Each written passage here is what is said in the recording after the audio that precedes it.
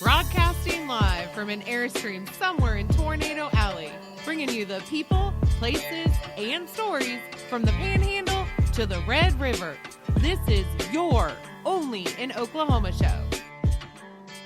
And welcome to the show. It's OKlatober, and the shenanigans continues. This time, it's skeleton shenanigans. And, we got a chance to talk to Ashley at the Osteology Museum. And let me tell you, I got a bone or two to pick with her about Okay, I was really trying hard. I'm Brett, and I'm a bonehead. And I'm Harley, and I work with a bonehead. The Museum of Osteology, I think it fits squarely in the OKlatober activities. They would be proud of me. I have a pretty decent-sized skeleton. They're not real, because I'm pretty sure that there would be somebody looking with the whole Dahmer thing going on right now. I don't want to be squarely in the crosshairs of the FBI for having skeletons strung about my flower bed in the front of my house, but I have a pretty nice little skeleton display going on, well lit with some big. They would be proud of me. They would. You also have a few skeletons in the closet. I do, and a few bones to pick of my own. But really cool interview with Ashley. Check it out. All right, chances are likely you've driven down I-35 or I-240 and seen the signs for the Museum of Osteology. You may even saw their short-lived reality show on, I believe it was TLC. Today, we're lucky enough to have Ashley Mason Burns-Mearshark from the Museum of Osteology to tell us all about bones, digging up bones, boiling bones, and everything in between. Ashley, welcome to the show. Thanks so much. Great to be here. What a weird time to have a museum. If you're open, you're lucky. If you get anybody to come in, you're lucky. What have you guys been doing in the meantime with all this COVID and social distancing? What's been going on? Right. We've been really busy, actually. So we closed the museum right ahead of our huge spring break week. It was going to be one of the biggest weeks ever for the museum in the history of the museum, as well as for the year for us. But we decided to close down. So March 13th was our last day open until we reopened last month. What we did in the meantime is we are actually in the middle of redoing all of the exhibits on the first floor of the museum. So if you haven't been to the museum before, there's actually 2 levels. It is open, so you can see the second level while you're standing on the first level. There's a huge humpback whale skeleton that hangs from the ceiling. That humpback whale skeleton is 44 feet long. Wow. So you definitely, if everyone who visits, that's one of the main things they remember about their visit, besides the flesh-eating beetles, of course. But we can talk about that later. But we decided to redo the entire first floor of the museum, and we were in the middle of this remodel since January, and we decided just to go ahead while the museum was closed, take that time, and just redo all of the exhibits downstairs, finish everything, and make new exhibits too. Brett kind of started off a little further into the story than I would prefer. Okay, sorry. How did you guys actually start the museum? I mean, where did that idea come from? The idea came from Jay Villamoret, who is the founder of our museum. He actually began his passion for osteology, which is the study of bones. So that's what our museum is dedicated to, the study of bones, skulls, and skeletons from all types of animals that live current animals. We refer to them as extant species. Many people have heard of extinct species. We study the opposite of extinct, which is extant. So his love of bones and animals, wildlife, actually began when he was 7 years old. He was walking in the woods with his brother, and they came across a skeleton that was inside of a blanket. They thought it might have been a person's skeleton, so they were really concerned. They showed their father, and their dad, who didn't know a lot about osteology, he knew it wasn't human, but he really didn't know what he was looking at. So Jay was fascinated with the skeleton, decided to keep the skull, go to the library, and try to figure out what type of animal this was based off of the skull shape, the teeth size, the eye placement. And he actually figured out it belonged to a domestic dog. Wow. So someone must have maybe left their pet outside after it passed away. And then it was skeletonized, which is the process we use to clean the skeletons, but it's the natural process without any of our artificial components of it, speeding it up. So he found that skeleton in the woods. And then every skull or skeleton he found after that, he was very fascinated. He had to learn everything there was about any animal he came across. I'm sure we all know kids who are like that. They know every name of every dinosaur, Yes. or just a ton of animal facts. Well, that was Jay. He would actually study all of these skeletons, and his dad actually helped him figure out the best method to clean the skeletons. Jay started using flesh-eating beetles to help prepare the skeletons, which is what we have on display at our museum, that visitors can actually come and see how we use a natural process to remove all the tissue off of the bones. So it was really his lifelong dream to be able to start this museum, to share all of the skeletons he had accumulated over his career, over his time as a collector, collecting all of these different exotic animals. People haven't even heard of some of the species that we have. Everything from the very exotic to the very common animal. We never think about the skeletal structure of a dog or a cat, but it's something you can see at the museum every single day. So that's really where the museum came from, and its origins is all from Jay discovering that skeleton when he was a 7-year-old boy, and his father, more importantly, encouraging him to go after his passions and curiosities, even if they might seem odd to someone at first. I remember, it's still, I don't know if the signs still say it, Skulls Unlimited. When many, many years ago, I remember when Skulls Unlimited, when it first started, it was on Shields Boulevard in like a little, if you weren't looking for it, it was a very specialized market. Not everybody's, there was I think they had like a koi pond shop next door down the road or something. If you didn't know what you're looking for, it was there. And y'all have just blown up since Exactly. then. So when you talk about the history of the museum, you have to talk about Skulls Unlimited. So yeah. Skulls Unlimited is really kind of the way that Jay was able to take his hobby and his passion and turn it into a business. Skulls Unlimited was founded in 1986, and that's actually the museum's parent company. Jay began this company called Skulls Unlimited at the time. Today it's known as Skulls Unlimited International. Mm-hmm. But they were actually a provider of osteological specimens. Today, 33 years later, we're the largest supplier in the world for osteological specimens. We sell specimens to nature centers, natural history museums, private collectors, medical schools, universities, TV and movies all the time. He actually started our company just off of a one-page price list, actually selling skulls out of his residence, out of his house. And then he did move to the Shields location. And the business you're talking about was actually his father's koi pond business. And they actually shared a space. And then in, I believe, 1999, 2000, they moved over to our large space, which is off of Sunny Lane, off of 240. Uh-huh. And that's where our company was based out of. And then the museum, ultimately, the first museum that we have was created there. What's funny is I used to work at Lowe's 20 years ago, and we would send people, if they needed a certain pump that we didn't have, we would send them just up the road and around the corner to that. So, yeah, it's such a great story. And what's funny, when we were kids, I'm in my 40s, he's in his 40s, it wasn't cool to like bones. You were a weirdo. You were a dork. Yeah. Now it's like, because I don't like bones, I'm an idiot. I mean, I love bones, but I don't get into them like I did when I was a kid. Uh-huh. So Jay's origin story, it sounds really cool. It does kind of remind me a little bit of Dexter, I'm going to say. Bit, yeah. A little bit with the finding animals.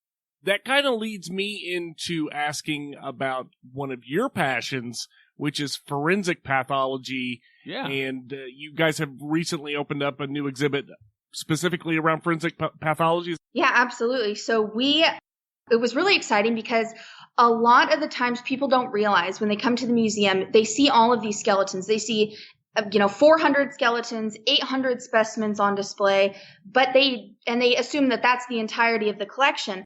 But most of the collection is not on display for the public to see. So when we were creating this exhibit, we actually got to go into the collection and look at some of the human specimens that we have to see what we could place in a new exhibit. And so the exhibit used to be forensic pathology. Now the exhibit's human forensics and pathology. We used to have two-headed calves, two-faced calves, animals with different polycephaly, multiple heads, or two faces. Now we have only human specimens in that exhibit. So that exhibit talks about everything from skull development and how we age skeletons to analyzing gunshot wounds, types of human diseases and traumas and pathologies. It kind of makes me think of the body farms that they have. I think there's one in Texas. They have one in North Carolina. that kind of does the earlier stages of how water affects bodies and things like that. I've never heard of anything where they study just the bone structure to see what those effects of gunshots and things like that have on it. So that's really cool. A lot can be learned from the soft tissue, of course, but the soft tissue can only take us so far if we're studying remains that are hundreds of years old, thousands of years old, millions of years old.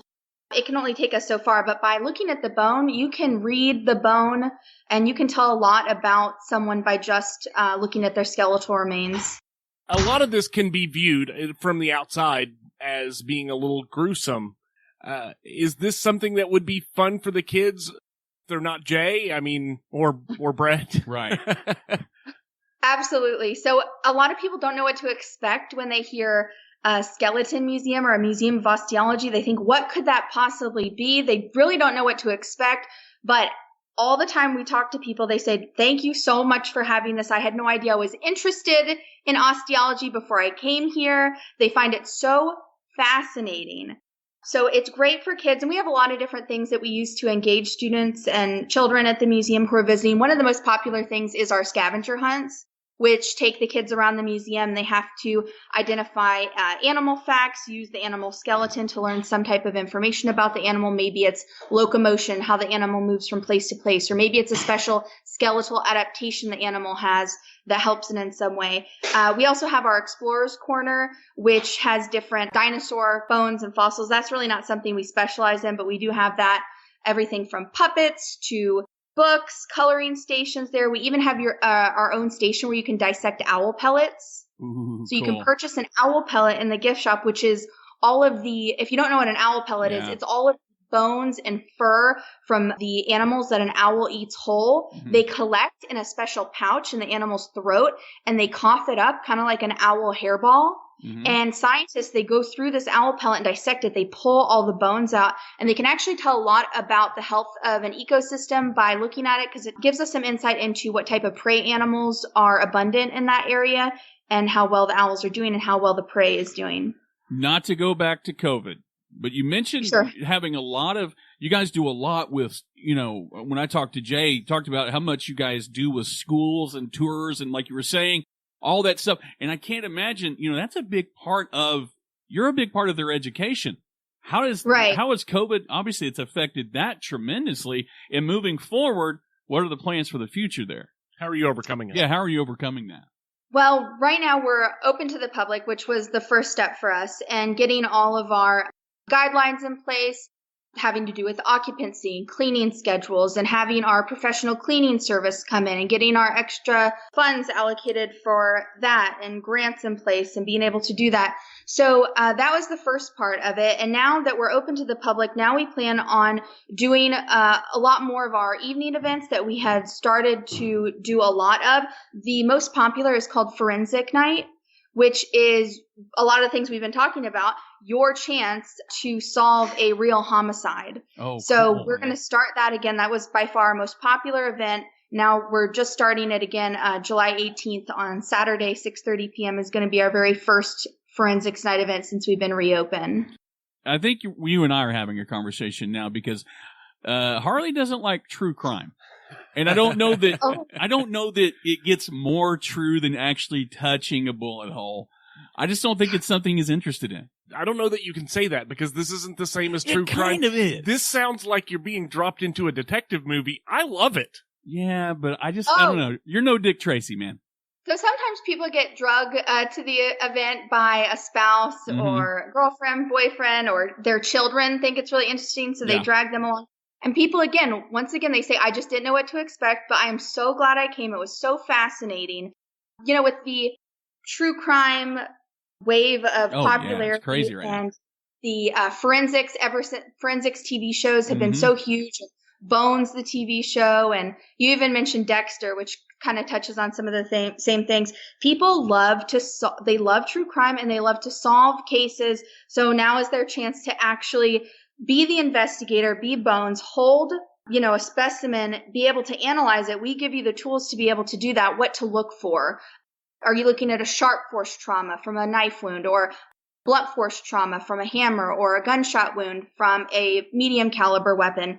We teach them what to look for and how to tell if injuries are old and happen earlier in life or happen at the time of death, and how to sex a human skull and how to age a human skull as well. So by the end of the class, you'll find out about how old the subject was, their sex, and their traumas. And you actually have to present and defend your evidence to the class. That is awesome. I used to collect skulls from probably stray dogs that were whatever, and I would collect, if somebody had a cow skull, I would always steal a tooth. I had a drawer full of I probably inspired Leatherface and got zero credit. So I totally get but I didn't have the processes you guys do for removing skin and soft tissue and things like that. I think the process is cool. It's like something straight out of science fiction. It really is. Oh, it's very interesting. I love all of it, but I find processing very interesting. So a lot of people first, like I said, recognize the flesh-eating beetles when they come to the museum. If you've been there before, you definitely have seen them. But that just is a small example of the flesh-eating beetle colony that we actually use to clean the skeletons. So this has a lot to do with Skulls Unlimited International. They clean several thousand skulls every month. That is what they do every single day. So we have a team of highly trained technicians who go through that process, everything from defleshing, which we refer to as flensing of a specimen, mass tissue removal, all the way to our flesh-eating beetle colony process, and then to chemical whitening and sanitizing and cleaning, and then ultimately to articulation. It will ultimately end up with our master articulators who will spend hours drilling through every single bone, putting rods, wires, fastening every single piece of the skeleton together. So, Ashley, I'm going to try to get through this part. Sure. So it's my understanding that sourcing-wise, you get your I'm sorry. I've had these questions ready for months, and now I have somebody. So all of your specimens are ethically sourced, donated. How do you get your cadavers, skeletons? I don't know. What do you call them? Where do you find a whale? Oh, so all of the skeletons we have in the museum come to us as donations. Okay. That's really important to us. They all come to us from animals who had died at zoos, nature preserves, sanctuaries, aquariums, rehabilitation centers. Now, the whale is an interesting example. That one, several of our whales, we work with different marine mammal stranding networks. So once the researchers go to a whale that has been beached and is on shore, the researchers collect all of the information they need, and then they have to decide what to do with this giant decomposing whale. Right. They might have the option to donate them to us. So the largest one in the museum is the 44-foot-long humpback whale. That one was actually buried in a field in Pennsylvania for 2 years. Wow. And then came to us to clean ultimately, and then it took us a very long time to clean. Whale bones are saturated with oils and fats. It took us 700 hours just to put the pieces together for that skeleton. A whale in Pennsylvania, I mean, that's an awful high tide. I'm just telling you right there. That's crazy. Called Massachusetts. It's where it was beached. Oh, okay. And then moved. So I heard a weird fact, and maybe if it's wrong, we'll delete it. If I bring in my tabby cat, you guys will articulate it for me? Skulls Unlimited International does provide pet memorial services, and it's a very common service, and it's when someone's pet passes away, they will send the animal to us, and we're able to clean that animal for the customer, and we're able to send it back to them as skeletonized, possibly in a certain pose or articulation that the person would like. We do provide those services because we have, 30 plus years of processing and cleaning specimens. We have master articulators that have put together over 1,000 skeletons just by themselves. So people know and they trust that their animals are going to be taken care of, and they'll be able to have a memorial of that animal that they can look at every single day and remember what the animal was like in life. That is a very unique way to memorialize an animal. I do have a question. I do have a follow-up question. Okay, fine. Go ahead.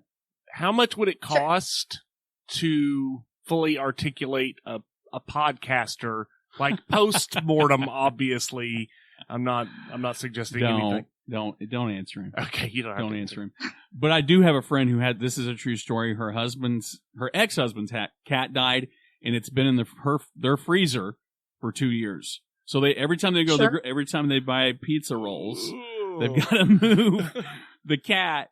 This is a true story. I keep telling them, you can take it to Skulls Unlimited. They'll take care of it, but they haven't done it. So Ashley, how can people find out what the new rules and regulations are, what you guys have coming up, and the best way to get a hold of you all? We're very active on our social media, Facebook, Museum of Osteology. We're very active. We also have our Instagram as well. The best way is the website. We update that with all of the latest on our COVID regulations and upcoming events. The Forensics Night tickets for the July event are available right now. But I would say social media is probably the best way to get a hold of us. And we stay very active, always posting pictures of new specimens that we're getting. We post about our Indiana Bones, which is our company cat, who is alive. Okay. I always have to specify alive, who runs around the offices in the museum when the museum's closed. He runs around, so we post about Indiana Bones, so you can see updates on him. Will he be eventually a part of the... he's got to be. He'll eventually be a part of the display somewhere. He has to be. Right? You know, I feel like I've been asked every question, and nobody's asked me that yet. Leave it up to me. I work with him all the time. Like, that's his go-to. Yeah, that's my go-to. What are you going to do with the cat when it dies? So, Ashley, again, thanks a ton for taking the time to come on here, and we really, really appreciate it. We love what you guys are doing, and, man, rolling with the changes, you guys haven't stopped. It's awesome. No, we haven't stopped, and we won't stop. It is our passion to teach people about animals and wildlife, osteology, so we definitely won't stop that. All right. Well, thanks again. My pleasure. When you go down to the Museum of Osteology and you run into Ashley Mason Burns Mearshark, tell her that you heard about the Museum of Osteology from the guys over at the OnlyinOKlahoma.show. And she's going to go, oh, yeah, those guys were so fun. It's so professional. She might say that. What are those guys up to these days? I thought that show's still going? Yes, it's still going. Tell everybody about it. This has been the OnlyinOKShow. I'm Harley. And I'm Brett. And we're out of here. Peace.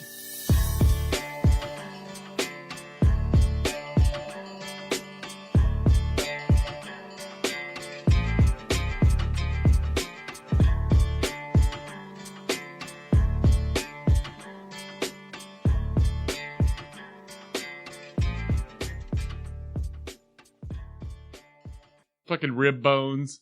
Like, what is this? Well, most people don't even know this dinosaur existed. Like, that looks like a pork rib.